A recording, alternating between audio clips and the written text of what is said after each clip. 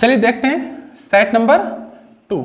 इसमें भी आपके पास 25 MCQ क्वेश्चन होंगे। फटाफट आप लोग आंसर देंगे, पर आंसर को थोड़ा संभल के देंगे, गलत ना हो। कोशिश करें गलत ना हो, क्योंकि कॉमन क्वेश्चंस हैं, बहुत ज़्यादा हाई लेवल के क्वेश्चन नहीं है। तो कोशिश ये होनी चाहिए कि क्वेश्चन का आंसर गलत ना हो, है ना, क्वेश्चन का आंसर गलत ना हो। तो चलिए क्लास को शुरू कर लेते हैं। चलिए पहला क्वेश्चन आएगा। पहला क्वेश्चन है poverty and un British rule in India पुस्तक के लेखक कौन है? देखिए बहुत ही आसान क्वेश्चन है और बहुत ज्यादा रिपीटेशन में रहता है। Poverty and un British rule in India पुस्तक के लेखक कौन है? तो हम बताएंगे कि इस पुस्तक के लेखक है दादा भाई नौरोजी। जी हाँ, कौन है? दादा भाई नौरोजी। नेक्स्ट क्वेश्चन पे चलते हैं। ज़्यादा देर रुकना नहीं है, कोशिश करनी है ये 25 क्वेश्चन 17 से 18 मिनट में हो जाए, है ना, तो ज़्यादा अच्छा रिजल्ट आपको देखने के लिए मिलेगा। नेक्स्ट है शार्क का सचिवालय कहाँ है? ये क्वेश्चन इतना ज़्यादा आया है कि जो फर्स्ट वाला पैट हुआ था उसके अंदर भी ये क्वेश्चन अपीयर हुआ था। तो शार्क का मुख्यालय कहाँ है? तो हम जानते हैं सर ये नेपाल में है, और नेपाल की राजधानी क्या है? काठमांडू। और काठमांडू में शार्क का जो मुख्यालय है वह स्थित है। तो ऑप्शन नंबर सी इसका सही आंसर हो जाएगा, option number C. Next question है आपके पास HTTP से क्या तात्पर्य है? असल में क्वेश्चन कंप्यूटर से है, कंप्यूटर में इसकी फुल फॉर्म आप लोगों से पूछी जा रही है। तो फटाफट बताइए HTTP से क्या तात्पर्य है? तो इसकी फुल फॉर्म होती है हाइपर टेक्स्ट ट्रांसफर प्रोटोकॉल। ठीक है ना, क्या होगी? Hyper text transfer protocol. तो इसी को कहते हैं HTTP। देखिए जब आप कंप्यूटर चलाते होंगे या फोन चलाते होंगे तो आप देखेंगे जहाँ पर आप लिंक को कॉपी करते हैं, यहाँ आपका पेज खुला पड़ा है, उससे ऊपर एक पट्टी होती है, उसके अंदर लिखा रहता है HTTP, फिर डॉट लग के फिर कुछ ना कुछ लिखा रहता है। ठीक है ना, तो इसी को कहते हैं hyper text transfer protocol, HTTP। Option number A. Full form याद रखना, बहुत ज़्यादा रिपीटेशन में रहती है इसकी फुल फॉर्म। ठीक है ना।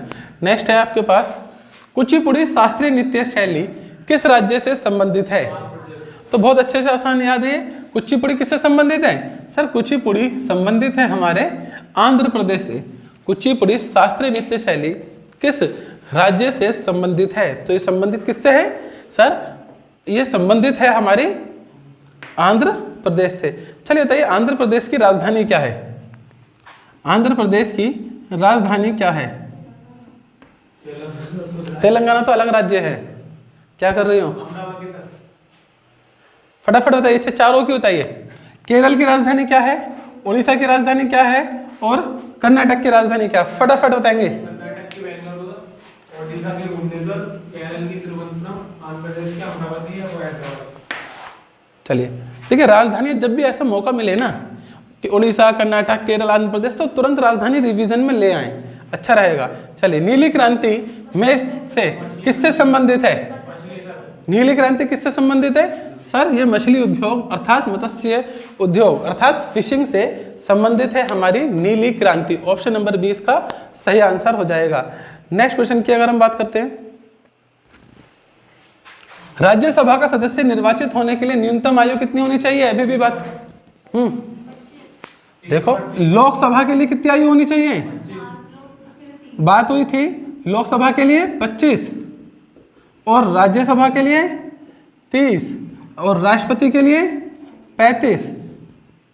ठीक है ना, राज्यसभा के लिए 30 होनी चाहिए। तो ऑप्शन नंबर डी आंसर लगाएंगे आप। क्या लगाएंगे? Option number D.